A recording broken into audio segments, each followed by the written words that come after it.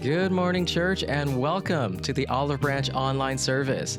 I am Pastor Johnny, and I'm very excited to have you here today. Now, today we're going to be hearing a message from Pastor Ken, and it's all about Jesus. Who is he? Can we trust that he is who he says he is? And is he legit? This is a message that I always love to hear. I can never get enough of hearing these kind of messages. And so that being said, I hope that you're just as excited as I am. Let's prepare ourselves now, though, because we have a wonderful worship set from our worship band. And after that, we're going to get right into the message from Pastor Ken. We pray that this will be a blessing to you. We pray that it'll be good for you. And I hope you have a wonderful time of worship. Take care now. We'll see you again. Bye now.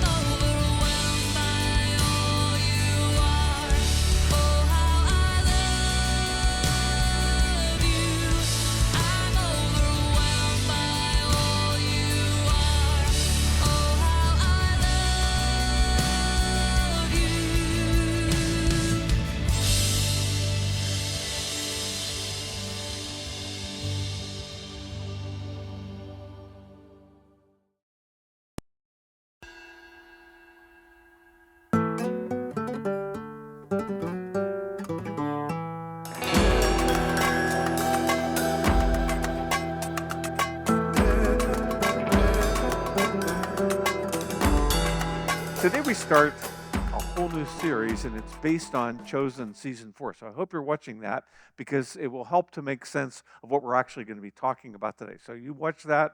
We're going to do 3 messages on it, and this is the first one. And we're talking about the fact that you have to choose. In this case, you have to choose whether or not Jesus is the one he claimed to be, the one that John the Baptist claimed he would be. So we are familiar, I think, with the term the one. We recently had a birthday party for our oldest granddaughter, and she was the one for the day. Like, everything centered around her, her favorite food, the gifts, all of her friends and everything. Everybody came over. She was the one. And when you're the one, like, it's a happy day, at least for that day. What I focused on with some of my photographs and what I was watching was the one who was not the one, and that would have been her younger sister. And when you're 5 or 6 years old and you're not the one, that's a sad day. But we experience it, don't we? We go to school, and grade 1, and we've been the one at home. Like, we've been the primary source of attention and everything, and now we're not the one anymore. And it's not necessarily a happy day. On a bride's wedding day, the bride is the one. The mother of the bride is, second runner-up, but she's the one, and it's pictures of her and everything centered around her. And then, of course, there's the honeymoon. And then when you come back from the honeymoon and you're back to, cubicle land and, the Chevelle with the dented door, and all the other stuff that goes on, and you're having big, deep discussions over which way the toilet paper ought to go in the roll, you're not the one, and it's not very much fun. Story of Jesus starts with somebody who is simply called John the Baptizer, or John the Baptist as we know it. And his mission in life was basically to come and announce the one who was to come, the one who was supposed to be the Messiah, the one who was going to bring all things to fruition, and so on. And he testified about this, and he said, I'm not the one, but the one is coming. Listen to what he said. John testified about him when he shouted to the crowds, this is the one I was talking about when I said, someone is coming after me who is far greater than I am. He existed long before me. So even though Jesus was younger than John the Baptist, John says he existed far beyond me. He had this understanding of who Jesus was. John said, he's the one. I'm not the one. Now the question for me and the question for everyone here on the planet, the question that we have to answer is Jesus the one or not? Is Jesus the one? Everyone in that culture was expecting him, but they had different ideas of what he was going to be because of all these prophecies that were being spoken about Jesus. And so, of course, these got rehearsed all the time, and because of them, people were expecting that Jesus, as the one, would come in as a military leader. He was going to set up his headquarters there in Jerusalem, and he was going to rule the world, and everybody would bow to him. Now, when Jesus didn't do that, and he didn't do that, there are a lot of questions. And throughout his ministry, you see people, kind of adjusting to that unexpected reality. And some concluded he couldn't be the one. He's not doing things the way we thought he would be. Every disciple among the chosen had to come to a point where they said about Jesus, he's the one. He's the one. And this happens in lots of different ways.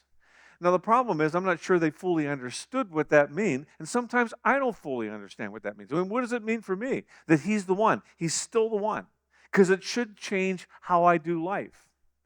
And yet I find that many times and you can probably relate to this, I'm still scrambling for power. I'm still, trying to grab for this and grab for that, because I see myself as I've got to be the one. And it totally contradicts what Jesus said. Earliest records of humanity tell us that was the problem with Adam and Eve. God told them that he was the one, and he wanted them to worship him, and it was okay that he was the one. But then they got the feeling that they ought to be able to run their own lives. They ought to be able to choose their own trajectory and so on. And of course, they went off course, and we all went off course, because we all want to be the one. We want to choose our way. We want to be the celebrated one. We want to be able to do the things that we want to do. So about John, in the last verses of the Old Testament, Malachi talks about the arrival of what they had come to call the day of the Lord, the great day of the Lord. And he says this, and he's speaking on God's behalf. Look, I'm sending you the prophet Elijah before the great and dreadful day of the Lord arrives.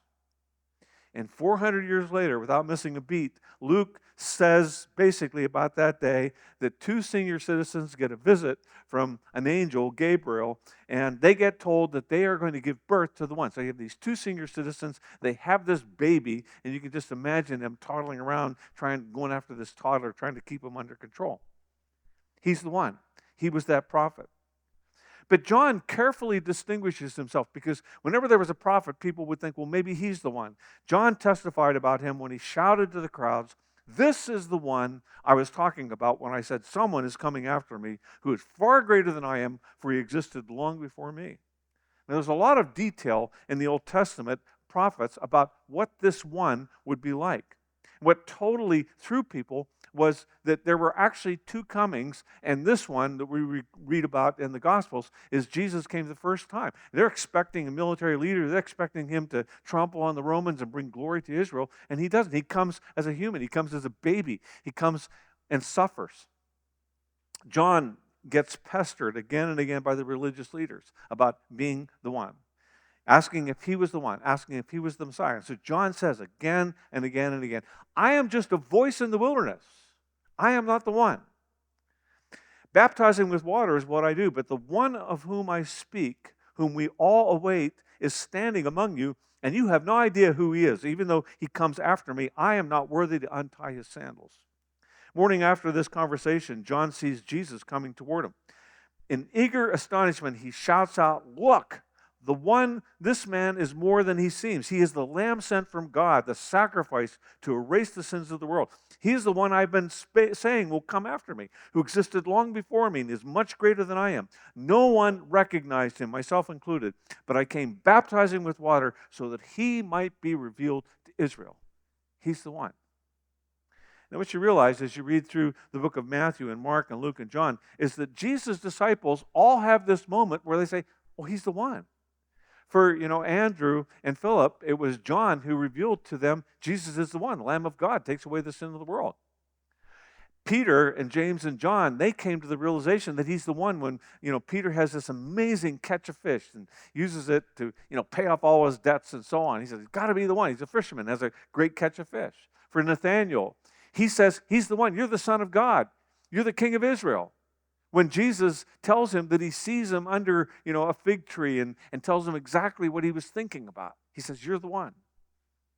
For the disciples, this conviction grew day after day as they watched him live, as they saw how he treated people, as they saw how he loved, as they watched him do things that had never been done before in history. And he did have power. Lori and I were recently watching, a documentary about the Boxing Day tsunami. I don't know if you've ever seen that. Man, it killed, almost 300,000 people. And people, you see this thing and it's just massive. And when this stuff happens, you see, we humans, we think we're pretty cool, that we've got it all under control. We don't have that kind of stuff under control. Jesus spoke to hurricane force winds and told them, you go settle down, go take a time out. And they did. He settled down waves. Usually, vintners have to, plant vines and then they wait for years for them to grow and then they have to get leaves and they have to prune them and they have to do all this stuff and water them and then they have to pick the grapes and crush the grapes and age the grapes and so on. They get some wine. Jesus did it with a word. Simple word.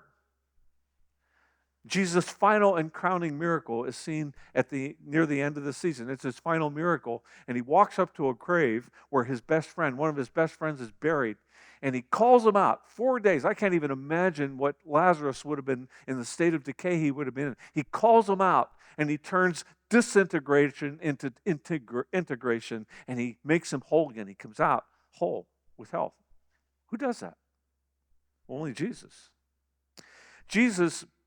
John, who watched all of this happen, says he's God.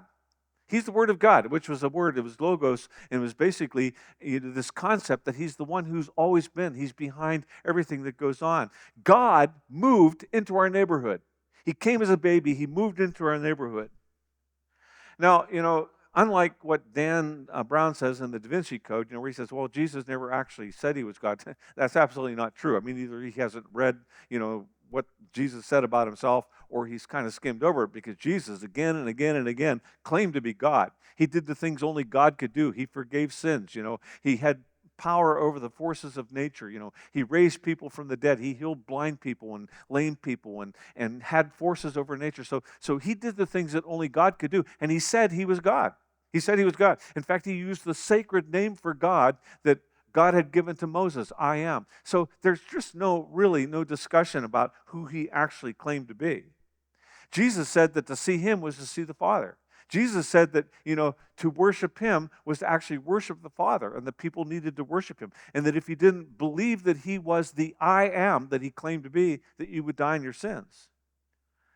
John, one of Jesus' inner circle, he put it like this, and I'm reading from The Voice. He said, before time itself was measured, the voice, in other words, the word, was speaking. The voice was and is God. The celestial word remained ever present with the Creator. His speech shaped the entire cosmos. Immersed in the practice of creating all things that exist were birthed in him. His breath filled all things with a living, breathing light, a light that thrives in the depths of the darkness, blazes through murky bottoms. It cannot and will not be quenched. Jesus, that is who Jesus was. That is who Jesus is, and that is who he will always be. That's what I believe. Now imagine that you're following Jesus, okay? You're one of the disciples, James, John, Andrew, Peter, Philip, Bartholomew. He's your rabbi in 30 AD. And you see his miracles. You see every claim that he's made to be God. You've heard him say that he's going to come back and judge the earth, all of it. And yet the priests and the Pharisees and all the people that you've admired most of your life are saying something completely different. They're basically saying that he's a liar. And so all of a sudden, you're kind of stuck in between here. You got to choose. Jesus said he was God. Okay? The religious leaders basically said that he was a liar. He's a fake. He's a sinner. He's a blasphemer because he healed on the Sabbath and did things like that. So what are you going to do? Who are you going to believe? Now let me guess, some of you are thinking, come on, Ken, I've believed this all my life and so on. I know all about that. Jesus split history. Jesus changed history. He's left his imprint on everything in this world, and he's made it possible for people to see, and he's talked about how people ought to be treated and how they ought to be cared for, and I've committed my life to him. Why do you have to tell me this stuff? Well, what this season of the chosen especially shows us is that these first believers accepted the truth, but they struggled with it. And we do too, when it gets right down into it. They sometimes doubted it. They sometimes acted in ways that totally defied what they said they believed. So do I, and so do you. See, it's in this season that you begin to see the seeds of doubt that begin in Judas. And of course, no one's surprised by that because we've read the end of the story. We know that he betrays Jesus. But you see, he comes in and in the way they've portrayed him, he sees himself as this businessman, and he's thinking to himself, Jesus could learn a thing or two from me. I know some things about making money. I know some things, and we're starving, and how does this fit what the Messiah is supposed to be? Why should we be losing all the time? And so that's kind of his complaint, because he thinks that he knows more than Jesus does. Now, John is a powerful prophet, and he points to Jesus, and he says, he's the one. And yet you find him doubting too. That's what's really surprising. John's disciples come to him, John the Baptist's disciples come to him and says, the baptism thing, like you kind of invented that, like that's your thing. You have kind of the patent on baptism. Well, Jesus and his disciples are over there doing that, and more people are going to them than are coming to us. Come on, you got to do something about this. And this is what John says. You yourselves know how plainly I told you, I am not the Messiah. I am only here to prepare the way for him. It is the bridegroom who marries the bride, and the bridegroom's friend is simply there to stand by him and hear his vows. Therefore, I'm filled with joy at his success. He must become greater and greater, and I must become less and less. That is a phenomenal statement. But it's hard to live out, isn't it? He said again and again, he's asked, I'm not the one. Are you the Messiah? No. Are you Elijah? No. Are you the prophet we're expecting? No. I am not the one. He is. Jesus is the one. I am not the one. And that's the testimony of all the things of all those who were with Jesus. They knew him and they saw his life, and they witnessed his power. He's the one. So maybe it would be helpful for us to just say that together. I'm not the one. Go ahead, say that. I'm not the one. Say, he's the one. I don't have to be the one. He's the one who's to come. He must become greater, I must become less. That might be a little bit more difficult to say. I'm not the one, and that's okay. But suffering and hard and confusing times rock what we think we believe. And this rocked John's world, Sometimes we forget who we are and who Jesus is. John the Baptist, clearly expected that he's going to go to prison, and he did. Herod put him in prison for criticizing his marriage and so on. And he's thinking, Jesus is going to get me out of here. These prison walls are nothing. I'm going to be out of here. And yet, when John, who was in prison, heard about the deeds of the Messiah, so he's sitting there in this dungeon, horrible place, heard about the deeds of the Messiah, he sent his disciples to ask him, are you the one who is to come, or should we expect someone else? Wow. Notice the shift. He's the one. Don't ask me. He's the one. I'm not the one. And then, are you the one, or should we keep looking? You say, well, John, you said he was the one. Did you change your mind? See, when things don't go as we hope that they will, when Jesus doesn't give us, the power and the authority that we would like to have and give us the answer that we want to hear, and doesn't give us what we ask for, we doubt, don't we? So if he's the one and he's not going to do it, then maybe I have to do it. And right after John's execution, Jesus takes the disciples to Caesarea Philippi, a place of pagan worship that was both beautiful and disgusting because of what went on there. And he heard John's doubts. And maybe that's behind what he's saying to his disciples. He asked, who are people saying that I am? Who do you say I am? And of course, all the typical answers, well, you're John the Baptist come back from the dead. Maybe you're Elijah and so on. But Peter's the one that steps up to the plate and says, you're the Messiah. You're the Son of God. So far, so good.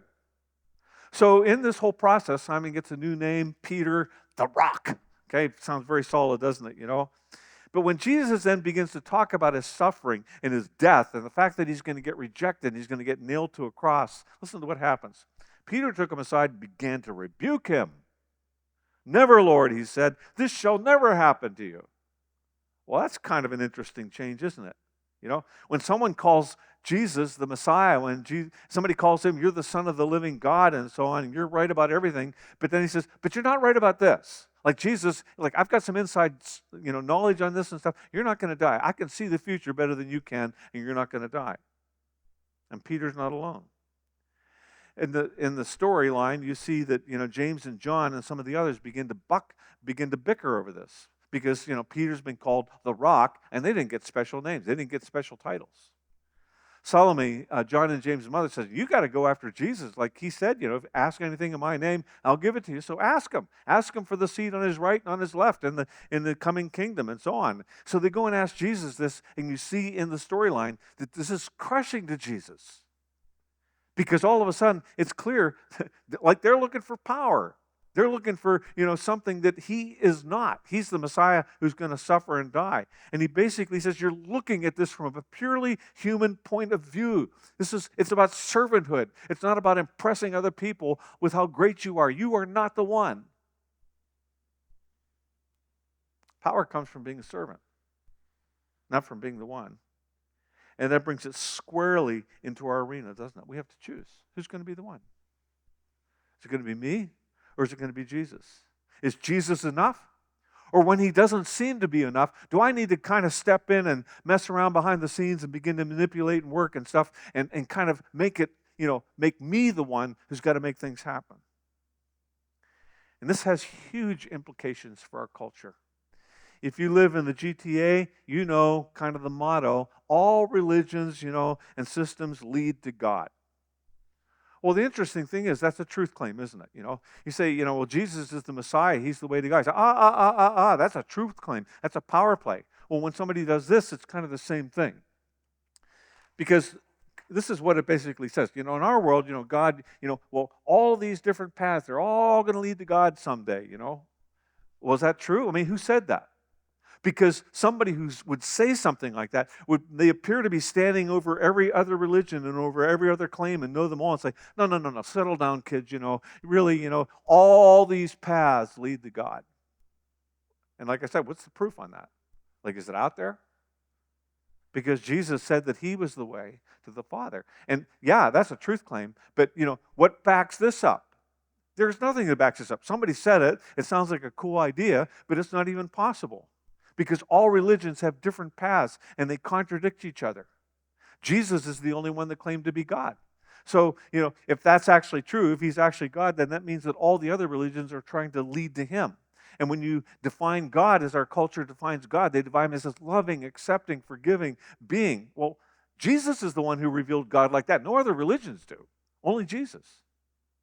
And so we got to decide. You got to choose. Who's right? Who's right? Jesus claimed to be God. I mean, if you're not God and you claim to be, and you send a whole bunch of people in the wrong direction if you're not God, then that's not even a good person.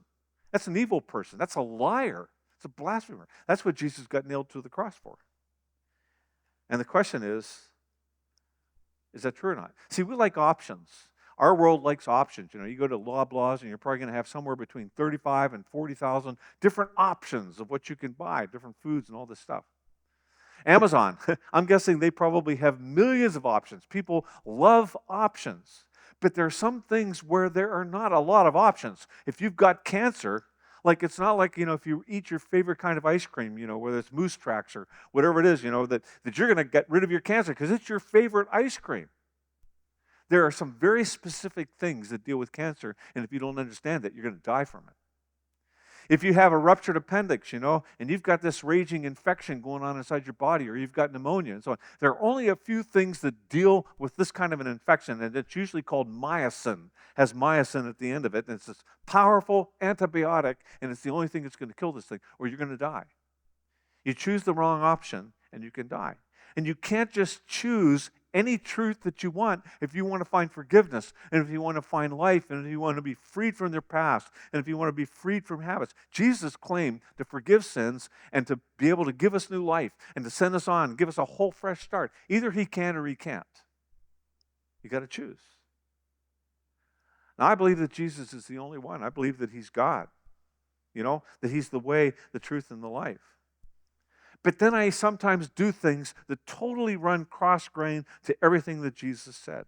And I'll tell you what leads me in that direction. It's self. Self means I want to be number one. Self means I want my own way. And it's kind of the root cause of selfishness and self-obsession and self-aggrandizement and all the other little ugly sisters that self has, okay? And if you pursue it, Jesus said if you pursue this way of just doing what you feel like doing, he says you can lose your soul. If you're trying to save your life and save your ego. John the Baptist said, I'm not the one. But just being honest, it's like, well, I want to be the one. I want to be the one who makes the final decisions about my life. I want to be the one who gets celebrated. I want to be the one who gets what he wants. But the truth is that no matter how much power, control, and stuff we have, it's never enough, is it? And he said, if you pursue that, if you try to get it all for yourself, instead of taking self to the cross where it belongs, you try to stack everything around yourself, you could lose your soul. Years ago, my dad took our boat, on a long weekend, May-long weekend and so on, and it was like cold out there, like really cold. And so anyways, he's taking people for boat rides on Lake Edinburgh, which happens to be near Edinburgh, south of Erie, okay? So he took my cousin Billy and his wife Linda out on a boat ride. My brother was with them in the boat. And of course, Billy, my cousin, scared to death because his wife can't swim. So she finally begins to relax a little bit, and she asked my dad, what's that over there? And so he's driving the boat. Well, at that point, they hit a boat wake, went nose first into the next wake and flipped the boat over, and they were all in the water. So Billy, trying to save his wife's life, so he's got every single life jacket in the boat stacked around his wife, Linda, and so on. Now, the problem was that my brother had been wearing these hip waders to kind of get the boat launched and so on because it was so cold. These things are like 30-pound anchors on each leg. And he's going down because there's no life jacket and there's no boat, and he's going down. Now, Billy eventually thought to himself, it might be not a good idea to save my wife's life and so that let somebody else die, let my cousin die. And so anyways, he finally threw a life jacket and everybody made it out okay and so on. But that's kind of what we're like, isn't it? We want to stack everything around ourselves. We want to have an answer for every contingency in life. We want to have all the answers. We want to have the attention. We want to have our own way. And we think, if I just have enough, I'll be happy. Well, you won't be happy, because then you'll just want more. Jesus would still say, if you focus on yourself, and if you try to grab it all, you've lost the plot, because that's not what life is about. Right after Peter declared Jesus to be the Christ, the Son of God, Jesus made this comment. Then he said to them all, whoever wants to be my disciple must deny themselves and take up their cross daily and follow me. It's a consistent thing. For whoever wants to save their life, whoever wants to be the one, whoever wants to make sure all things flow toward them will lose it. But whoever loses their life for me will save it.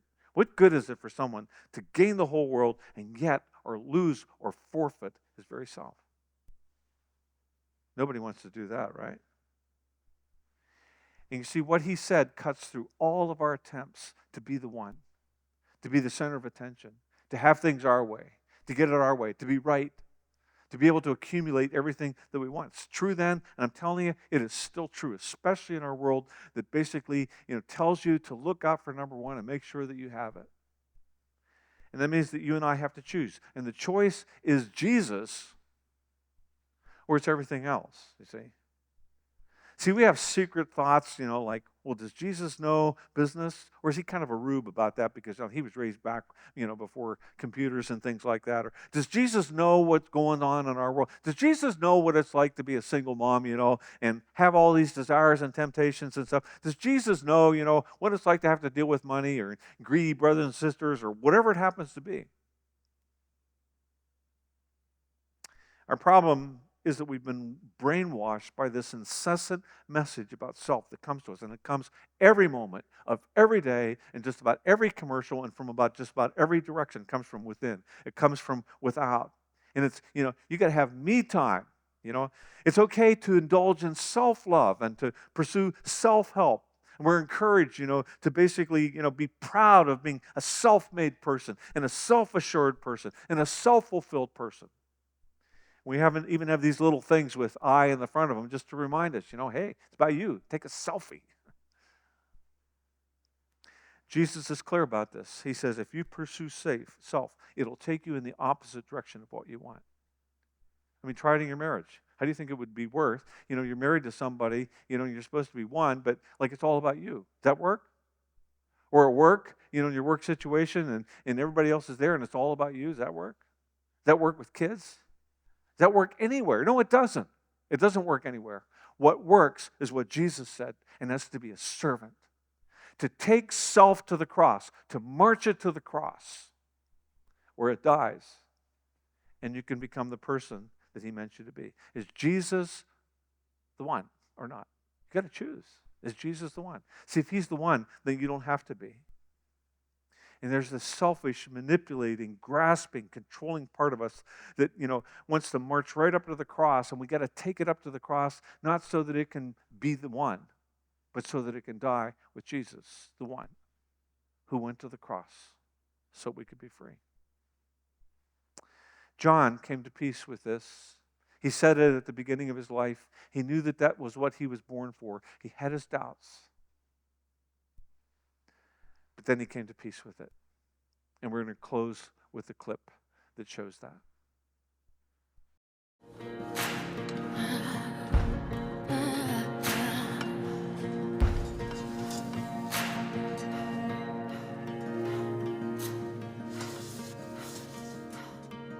Oh, that's a nice plate.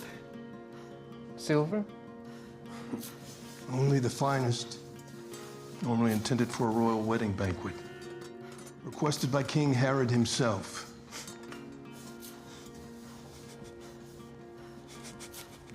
Why are you laughing? I've never been to a wedding banquet. But I'm on my way to one. What's that mean? Oh, never mind. You wouldn't get it. Are those your final words?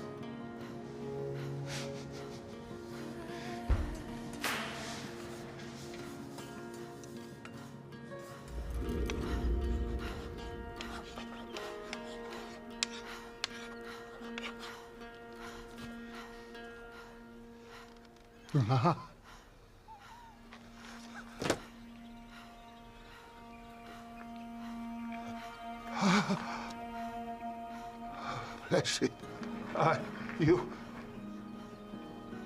Blessed are you, Lord our God, King of the universe.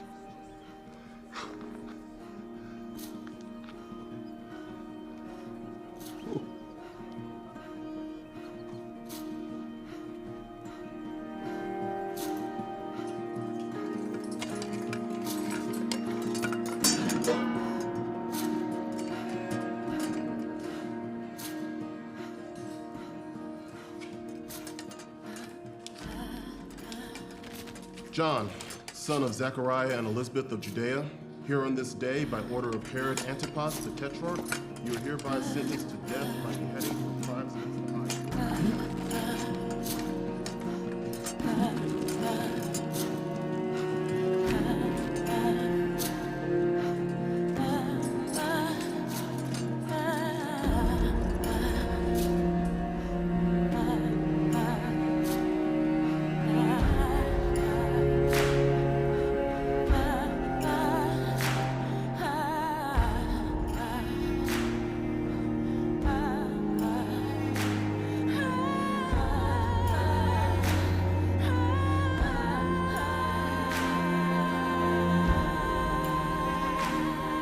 Thank you.